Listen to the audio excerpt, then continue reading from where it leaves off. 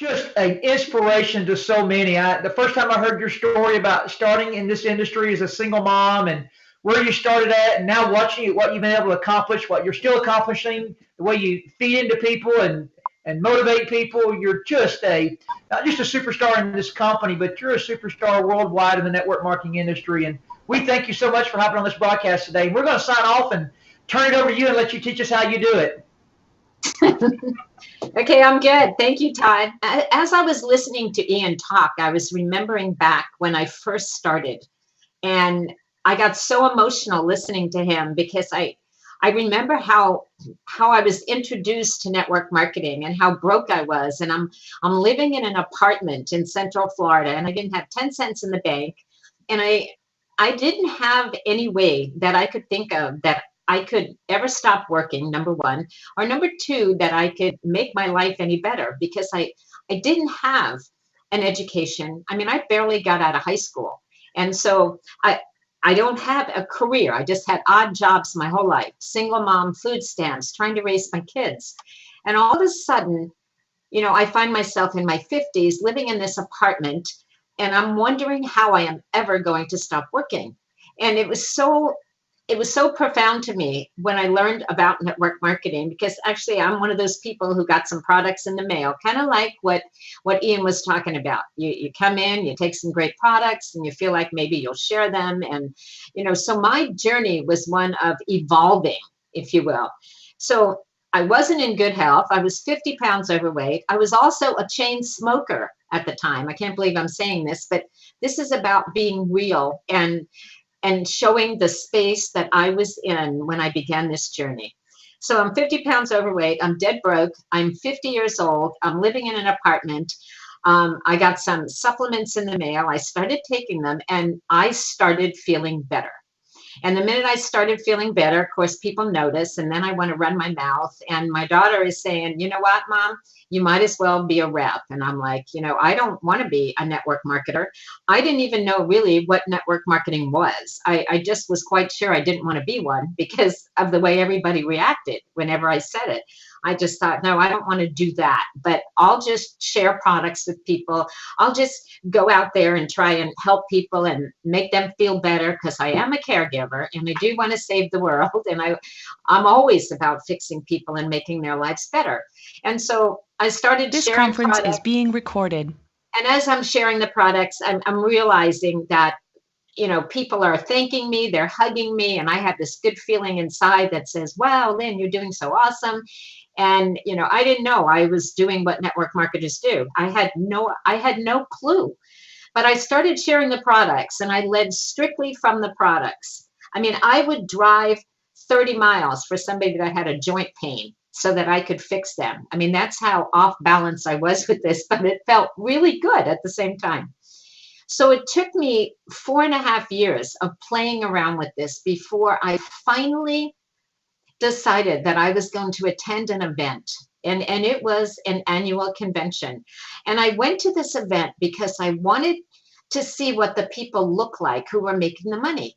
And I think mainly I went because I wanted to prove that I couldn't make any more, because I had never done anything in my life other than just exist, paycheck to paycheck. Never had I even had a dream of what I now live. And so I went to this event, and at this event, I was looking at the people who were making the big money, the people who were standing on the stage. And I realized for the first time when I attended this event that they were people just like me. They weren't, you know, all business people with, you know, master's degrees and dressed in three-piece suits and, you know, up there with big educations. They were plumbers, they were housewives, they were ordinary people who had achieved extraordinary things in their life because they chose this as their vehicle. And it was then, for the first time, that I realized that maybe, just maybe, this was my answer to create freedom in my life. And so what I did is, after listening to everybody there, I walked around and I looked for somebody who was at a high level in this company. And I asked them to give me 2 pointers, because I didn't have anybody to help me. I didn't have an upline. I didn't have a coach. I didn't have anybody. And so I asked this person to give me 2 pointers, for me to get where you are, what do I have to do? And he said, number one, work on yourself first. Well, I had no idea what that meant. I thought I was fine. I didn't know what work on myself meant. I just wrote it down that I needed to work on myself. And number two, he said, if you're going to build this, build it quickly, because building it slowly is painful. So I thought, okay. And I got those two things in my mind. And I sat down and I started to realize that the work on yourself part was the toughest job that I would ever have to do. Because not only did I doubt the industry, I doubted myself. I had major belief issues. I had major self-worth issues. I had issues of who is going to listen to me? Why would anybody listen to me? Because I'm a nobody. And I struggled with that so much, with what was between my ears. I don't think I'm going to be able to do it. How can I talk to, a successful person? And here I am living in some apartment and all of these challenges that I went through. And so I remember sitting down with my sister and we were talking about this. And I said, how do I work on myself? What does that mean? And she said, people have to want what you have. And I said, Bonnie, right now, I don't even want what I have. I didn't like the way I looked. I didn't like the way I felt. I didn't like where I lived. And so this whole process of changing me began. And that's when I knew that I had evolved. I was evolving into something more than I ever thought possible. And it was then for the first time that I realized that I had something great inside of me that I had always hidden and just never let it out. I never went after a dream. I never even allowed myself to dream because I didn't know that I was capable of having any more or doing any more than what I already had. And so I started looking at my life differently. I started thinking, okay, what would you want, Lynn, if you could have it all? And I started visioning what I would want to do if I could have every single thing in my life. And I had never allowed myself to do that. Not once. I settled. And I think so many people out there settle. We come into this life and we don't live our greatness and we don't let our light shine. We play it safe. We just do. We just exist. And when I started in this industry, that's where I was. And I think that's why I'm so passionate about this now. And I'm getting emotional because I know where I was. I liked nothing about my life. I had no experience. And I'm the person that Ian was talking about. And I've talked to him for years and years and years. And I'm like, hey, how do I do this? What do I need to do? I need to believe in myself. I need people to want what I have. So I knew I had to start changing. So I had to not smoke, because how do you represent a nutrition company when you're a chain smoker? It doesn't work. Of course, that didn't help with the weight, because then I got fatter, and that's another whole story. But the point is, I began working on myself, trying to be the best person that I could be. The other thing that I did is I started dreaming, allowing myself to dream. And I realized for the first time that goals never got me anywhere. People always said, okay, write down your goals. If you write down a goal, you're much more likely to achieve it. You'll never achieve a goal if you don't put it on paper. And so I put them on paper. Every single year, I wrote my goals. I want to have more money. I want to have a better life. I want to be healthier. I want to be thinner. All of that, I wrote it every year. And I realized through this journey that the reason that I had never accomplished any of that is because I never truly believed that I would. I was going through the motions of what people said you had to do to be successful. And I also realized as I was evolving into a network marketer that I had major issues with this industry. And by that I mean, I was not proud to be a network marketer. I was embarrassed. I would pray that nobody would ask me if this company was network marketing, because somehow it would devalue the products. So my work on me began with what was between my ears. Number one, it was how I felt about myself, my self-worth. Number two was how I felt about the industry. How do you promote an industry that you're not proud of? I led with products for 4.5 years. And the reason I did that was because it felt so good with everybody coming to me and saying, thank you, thank you, thank you. You're changing my life. I just love you. And I'm like, yay, me. And I'm all happy.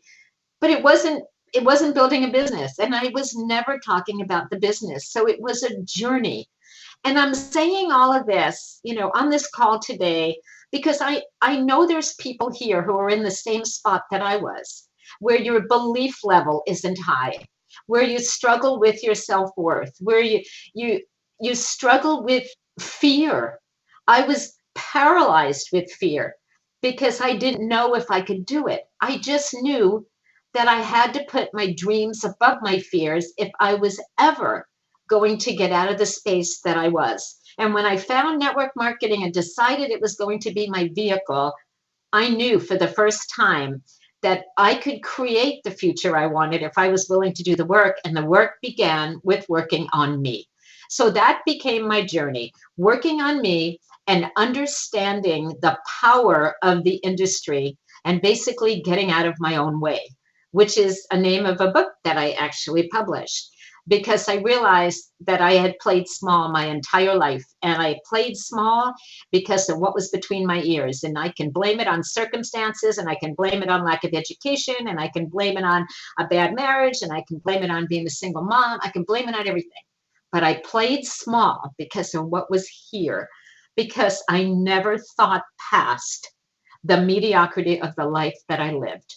And that's why I am so passionate about network marketing, because it's the only thing, it's the only way that somebody like me, an ordinary person with no skills, can create an extraordinary life and live the abundance that I now live.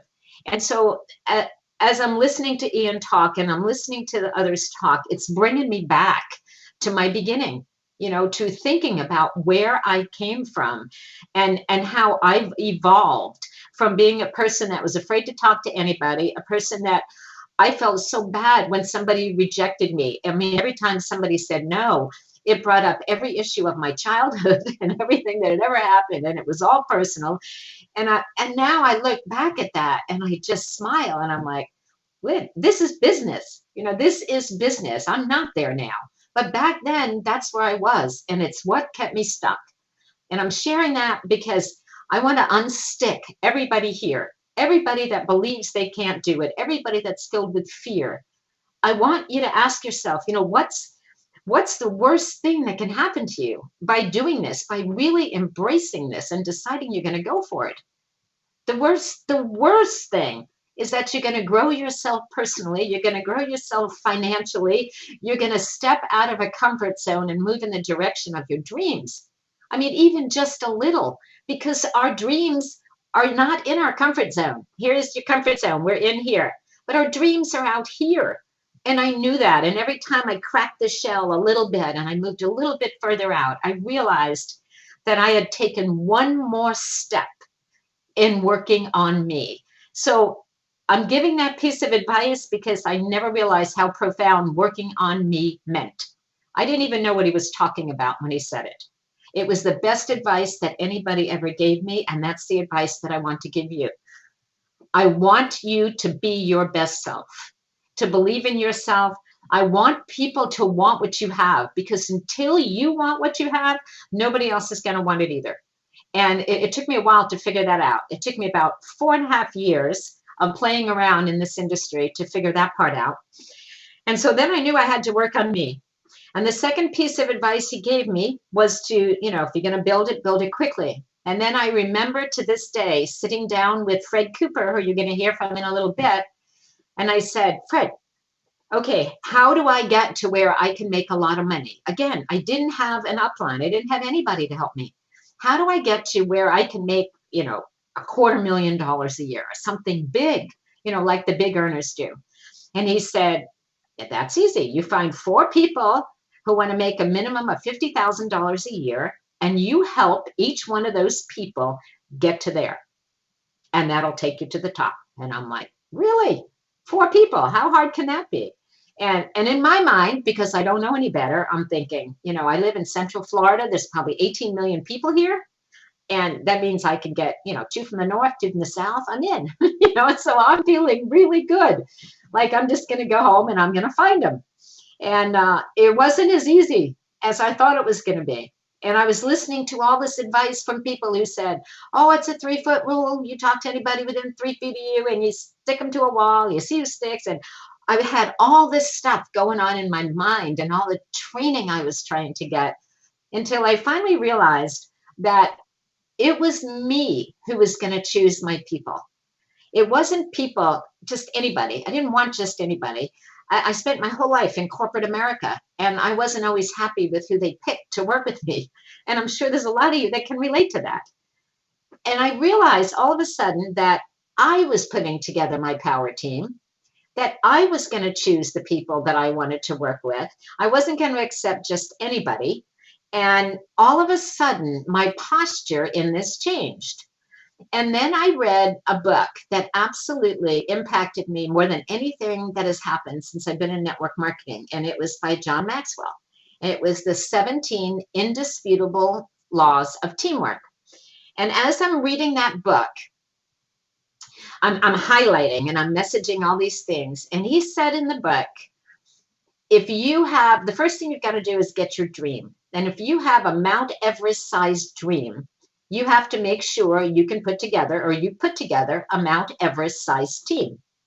And so I wrote my vision, and that's a whole other talk, but I wrote a whole vision statement of where I was going to be in 2 years, drew my line in the sand, said failure is not an option. This is my journey. This is what I am going to do. Failure, again, is not an option. I didn't care who said no anymore. I knew that this was my answer. And so I went out there looking for these 4 people. And I read this book, and it said, again, if you have a Mount Everest-sized dream, which I did, you have to put together a Mount Everest-sized team. And it said, look at the size of your team, or look at the people on your team, and ask yourself, are the people on my team going to take me to this Mount Everest-sized dream? Do I have a Mount Everest-sized team? And that was so profound to me, because I looked at the people I was surrounding myself with and the people I was trying to drag along on my team, because I had a dream for them bigger than theirs. And I realized that I didn't have a Mount Everest-sized team. And in the book, it said, if you don't have a Mount Everest-sized team to get you to your dream, you have 2 choices. One is you give up your dream, and I wasn't willing to do that. Or 2, you find a new team. And that, to me, was where my complete clarity and understanding of this industry began. So what I did is I wrote a letter to everybody that was on my team. I just wrote this very generic letter to my entire team. And I said, I have a Mount Everest-sized dream. In 2 years, this is where I am going to be. I'm going to be living at the beach. I am going to be free. I'm going to be taking my grandkids on cruises. I am going to live the life that I was put here to live. I'm going to wake up every day and I'm going to do exactly what I want to do when time and money don't dictate my day. That's what I'm going to do. And I let people know that I was putting together a Mount Everest-sized team and that I was looking for a select group of people. And that posture is what allowed me to take my business to the top, because I no longer cared if anybody said yes or if anybody said no. I still don't care. But I didn't care way back then.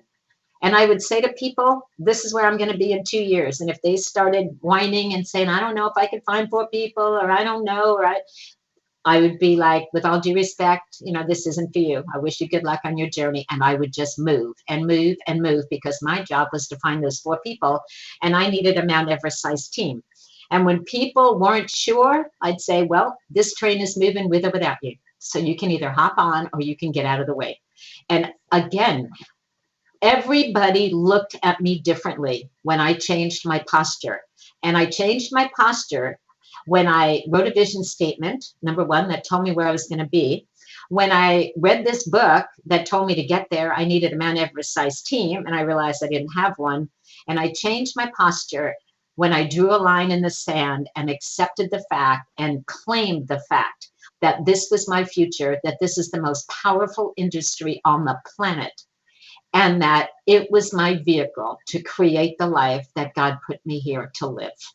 So that is my journey in short. I could spend days talking about this, because I came from nowhere. And it's so interesting to me because when I talk to people on my team and I talk to them about posture, they say, well, Lynn, it's easy for you to have posture because, you've made so much money in this business. It's easy for you to have posture. And I said, you're not getting it. I had posture in the beginning as soon as I claimed what I was going to do.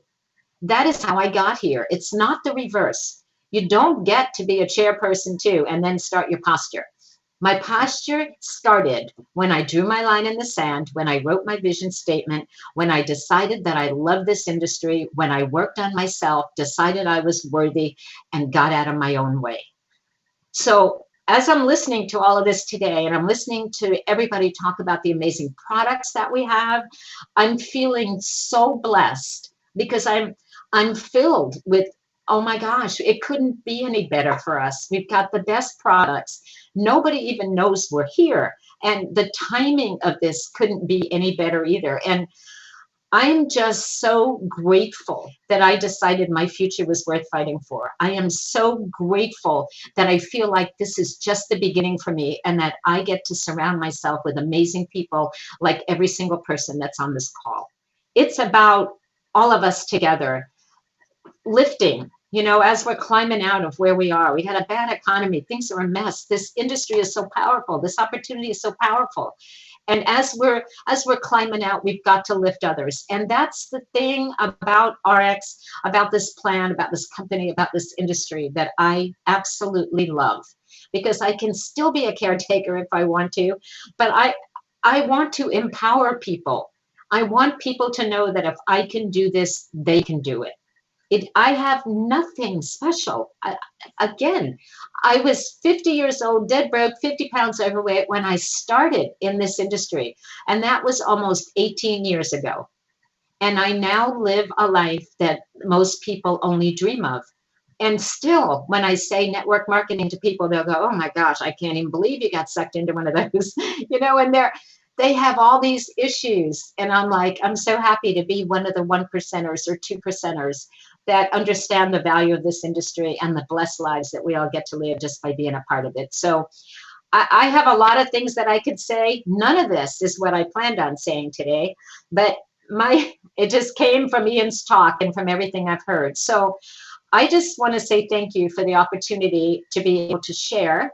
Number one, I want to say thank you to all of you for showing, your commitment by being, on this call today and being a part of this, and all of us together with all these amazing products and the amazing timing and opportunity that we have.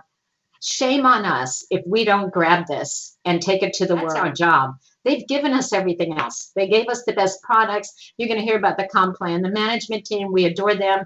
And most importantly, they adore us. And that's something that I was never used to in corporate America either. We have everything.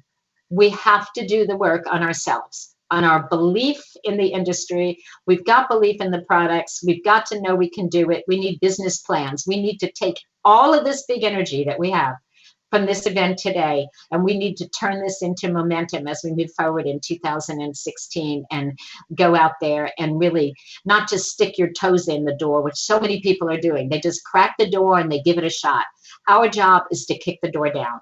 Let's do it together. Thank you so much. I don't know how much time I'm supposed to speak, but I want to turn it over to Fred, and I'm just so excited to be a part of this. God bless everybody and your businesses, and let's do this.